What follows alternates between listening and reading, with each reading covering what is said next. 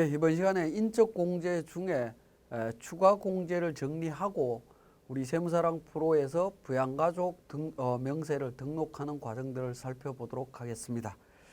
자, 교재는 47페이지가 되겠습니다. 자, 추가 공제는 기본 공제 대상자를 기준으로 해서 이런 요건들이 충족이 되면 공제가 된다라는 겁니다. 자, 경로우대 공제가 되겠습니다. 경로우대 공제는 기본 공제 대상자가 만 70세 이상이면 한 명당 연 100만 원 공제를 해줍니다. 자, 장애인 공제입니다. 장애인 공제도 기본 공제 대상자가 장애인인 경우에 한 명당 연 200만 원 공제를 해줍니다.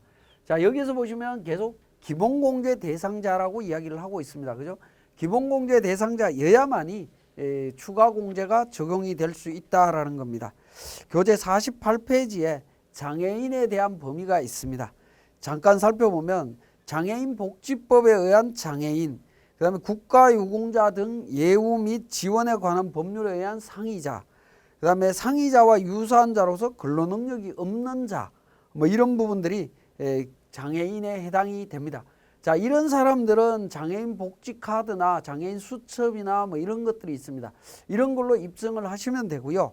자, 우리 교재 동그라미 4번에 항시 치료를 요하는 중증 환자로서 취업, 취약이 곤란한 상태에 있는 경우에는 장애인으로 공제를 받을 수 있습니다.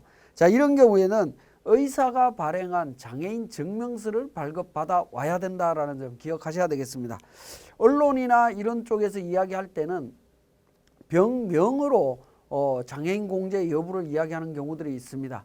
자, 말기 암 환자라든가 뭐 이런 경우에 장애인 공제를 적용받을 수 있다라고 되어 있는데 언론에서 보도를 많이 하는데 그 경우보다는 장애인 증명서, 의사가 발행하는 장애인 증명서를 가져오는 경우에만 적용이 가능하다. 그렇게 이해를 하시면 되겠습니다. 자, 그 다음에 부녀자 공제가 되겠습니다. 부녀자 공제는 종합소득금액이 3천만 원, 근로소득만 있는 경우에는 총급여 4,147만 원 정도 이하의 거주자로서 배우자가 있는 여성이면 무조건 공제가 됩니다. 배우자가 없는 여성 거주자가 기본공제 대상 부양가족이 있는 세대주일 때 연 50만 원 공제를 받을 수 있습니다. 자, 부녀자 공제는 요 두 가지 중에 한 가지만 충족하면 되죠. 배우자가 있거나 배우자가 없는 여성으로서 기본공제 대상 부양가족이 있는 세대주여야 된다라는 겁니다. 자, 우리 교재 48페이지 잠깐 보시면 사례 1번에 보면 부녀자 공제 시에 부양가족이라고 하면 당해 여성 근로자와 생계를 같이 하면서 나이 요건, 소득금액 요건을 모두 충족하여 기본공제를 받는 부양가족을 말합니다. 그죠? 우리가 기본공제 대상자를 따질 때 그때 부양가족으로 등록될 수 있는 사람, 그런 사람이 있어야 된다라는 부분이고요. 그 다음에 7번에 보시면 세대주가 아닌 여성은 어떻게 되느냐는 건데 주민등록표상에 세대주가 아닌 미혼 여성은 부녀자 공제를 적용받을 수가 없습니다.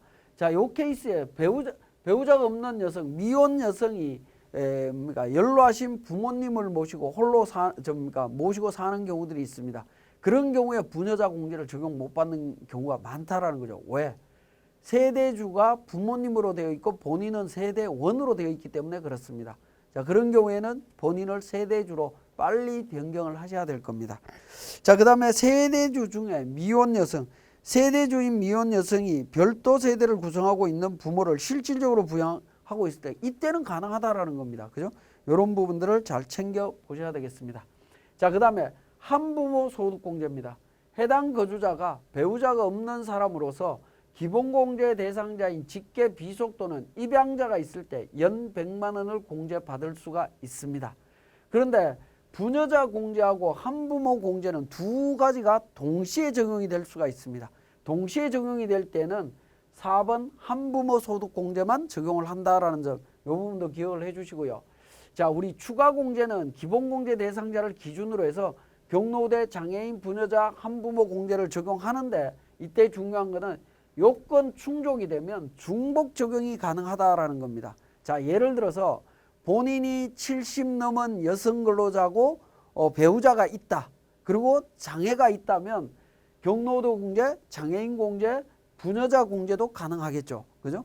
그러면 어떻게 됩니까? 100만 원, 200만 원, 50만 원에서 350만 원이 추가로 공제가 가능하다. 한 사람을 기준으로 세 가지가 동시에 적용이 될 수도 있다라는 겁니다. 그죠? 세 가지가 동시에 적용이 될 수 있기 때문에 자, 기본 공제와 달리 추가 공제는 중복 적용이 가능하다라는 겁니다. 자, 그리고 부양가족 중에 장애인이 있는 경우에 소득이 없다. 장애인의 소득이 없는 경우에 소득공제나 세액공제 적용 여부를 한번 살펴보면 기본공제, 장애인에 대해서는 기본공제 무조건 적용이 되죠. 나이에 제한이 없습니다. 그죠? 나이에 제한 없이 연 150만 원. 소득금액 요건만 충족되면 됩니다. 근데 소득이 없다라고 전제를 깔았죠. 자, 추가공제, 장애인공제 200만 원 됩니다. 자녀세액공제, 우리 뒤에서 공부하겠지만 자녀세액공제, 장애인 1명 있으면 15만 원, 2명이면 자녀 2명일 때, 3명일 때 적용을 받을 수 있는데 기본공제 대상자로 7세 이상으로 20세 초과자도 적용이 됩니다. 그죠?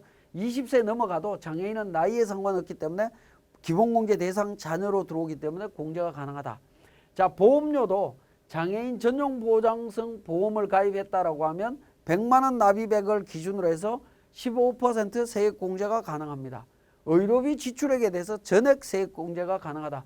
지출액의 15%를 공제 가능하다라는 겁니다. 그 다음에 교육비에 대해서 장애인 특수교육비 전액 대상이 되고요. 의료비에 대해서도 15% 됩니다. 총급여 3% 초과 의료비 중에 장애인 의료비는 전액 공제 대상이 됩니다. 그래서 장애인에 대한 전체적인 내용들이 적용될 수 있는 내용들을 하나의 표로 모아봤습니다. 그 내용이 49페이지에 표로 정리되어 있습니다. 자, 그러면 우리 기본공제 대상과 추가공제와 관련되는 사항을 우리 세무사랑 프로 부양가족 명세에서 등록하는 과정들을 살펴보겠습니다. 자, 교재 41페이지가 되겠습니다. 우리 사원 등록, 세무사랑 프로의 사원 등록에서 기본사항 다음 탭에 있는 부양가족 명세가 되겠습니다. 자, 이 부양가족 명세는 직원별로 기본공제 대상자 및 추가공제 대상자 정보를 등록하는 곳이라고 이해를 하시면 되겠습니다. 자, 기본공제 대상자인 부양가족의 인적사항과 추가공제 여부를 하나하나 등록하게 됩니다. 자, 기본공제 대상자 중에 자녀세액공제 적용 여부도 관련되는 정보를 입력하는 곳이라고 보시면 되겠고요. 만약에 부양가족 명세에서 사원 등록에 있는 부양가족 명세에서 누락된 공제 대상자가 있는 경우에 연말정산할 때는 어떻게 되느냐 하는 부분인데 이 부양가족 명세에 추가로 등록을 하셔도 되고요. 아니면 우리 교재 참고사항에 있듯이 사원 등록에 있는 부양가족 명세에서 등록을 못했다라고 하면 연말정산할 때 연말정산관리에 연말정산 추가자료 입력이라고 하는 메뉴를 통해서 메뉴에 있는 부양가족 탭이 있습니다. 이 부양가족 탭에다가 직접 등록을 하셔도 됩니다. 이 부양가족 탭에 연말정산 추가자료 입력이라고 하는 부양가족 탭에 등록을 하게 되면 우리 사원 등록에서 등록한 그러니까 부양가족 명세 탭에 자동으로 등록이 된다라고 보시면 됩니다. 양쪽 부양가족 명세는 자동으로 데이터가 공유된다. 그렇게 이해를 하시면 되겠습니다. 그 내용이 우리 41페이지에 있는 내용이고요. 자, 그러면 우리 교재 49페이지가 되겠습니다. 자, 49페이지에 보시면 자, 우리 사원, 백두산 사원을 기준으로 해서 한번 보시면 부양가족 명세에 사원 등록에 있는 부양가족 명세의 탭에서 등록을 하게 되는데 자, 연말 관계라고 되어 있습니다. 12월 31일자 기준으로 소득자와의 관계를 정리를 해주시면 됩니다. 이 관계 코드는 바로 밑에 있죠.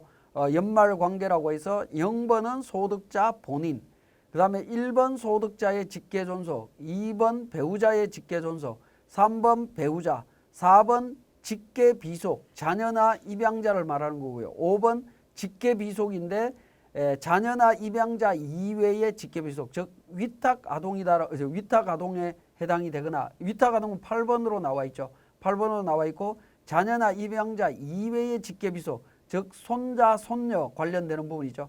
그 부분에 대한 정보가 있다면 등록하시면 됩니다.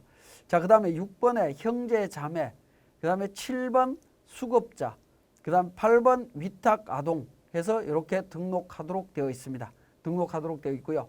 자, 관계를 통해서 성명과 내국인, 외국인, 주민등록번호, 그러니까 인적사항을 등록하시면 됩니다. 자, 주민등록번호를 입력하게 되면 나이가 자동으로 결정이 됩니다.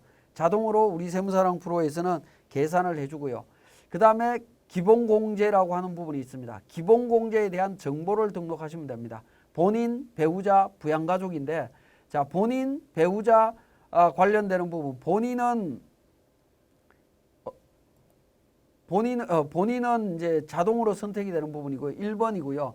2번은 배우자, 3번은 20세 이하, 4번은 60세 이상, 5번 장애인, 6번 기초생활 대상자, 7번 자녀 장려금 대상자, 뭐 이렇게 해서 등록을 해주시면 됩니다. 관련되는 부분 등록해 주시면 되겠고요. 혹시나 기본공제 대상자는 아니지만 추후에 연말정산 시에 의료비, 교육비 세액공제 적용을 받는, 즉 특별세액공제를 적용받아야 되는 경우가 있는 경우에는 기본공제 대상자의 부로 선택해서 미리 등록을 해 주셔야 된다는 점 또 말씀을 드리겠습니다. 자, 기본공제는 적용을 안 받더라도 우리가 뒤에 있는 특별세액공제를 적용받는 경우에는 부로 등록을 해 주셔야 된다는 점, 기본공제에서 부로 등록을 하게 됩니다. 자, 예를 들어서 한번 보여드리면 두 번째 직원인 안기부라는 직원은 안철이 이 자녀가 21세기 때문에 기본공제 대상자가 될 수 없습니다. 그러한 경우에는 아예 등록하실 필요가 없습니다만은 안철이의 교육비 세액 공제를 적용받으려고 하면 안철이에 대해서 기본공제는 부로 체크를 하신 다음에 연말정산 추가자료 입력해서 교육비 세액 공제 신청을 하시면 되겠습니다. 그런 부분 때문에 부로 체크를 한다라는 점 말씀을 드립니다. 자, 그 다음에 부녀자 공제, 한부모 경로 장애, 자녀 출산 입양과 관련되는 정보를 등록하시면 됩니다. 자, 백봉산 같은 경우에 경로우대다 70세가 넘었죠. 경로우대는 자동으로 체크가 됩니다. 나이가 70세 이상이면 자동으로 체크된다라고 보시면 되겠고요. 자, 그 다음에 백리산 장애가 있다라고 하면 장애인에다가 직접 선택을 해주시면 됩니다. 컷을 이동시키면 1번 장애인복지법, 2번 국가유공자, 3번 중증 환자 등이라고 되어 있습니다. 그래서 이 구분 코드별로 장애인 종류별로 등록을 해주시면 되겠습니다.